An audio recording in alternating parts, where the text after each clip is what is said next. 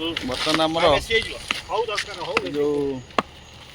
मुख्य रास्ता रू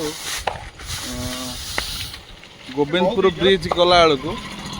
जगार गोटे मुख्य रास्ता जो जीव जड़े सीसी रोड को खाल हो जाए बर्तमान आमर बुबुन भाई चिन्मय महापात्र प्रसन्न भाई प्रसन्न परिड़ा महोदय एवं सत्यनारायण महांती गुगुल भाई अनिल भाई एवं जीवन नाना समस्ते ये रही बर्तमान आमर ये कार्यक्रम टी बर्तमान फेटाफेटी बाली पड़गला सिमेंट भी रेडी होगा बर्तमान आमर कार्यक्रम बढ़िया सिमेंटा बेसी पकाने था था एत पकाने पूरा पाग कड़ा हो सिमेंट अच्छी बर्तमान पसंद आई आमर ये साहय कराला बर्तमान ये आमर कार्यक्रम चलला बर्तमान आमर कर उद्देश्य है या जे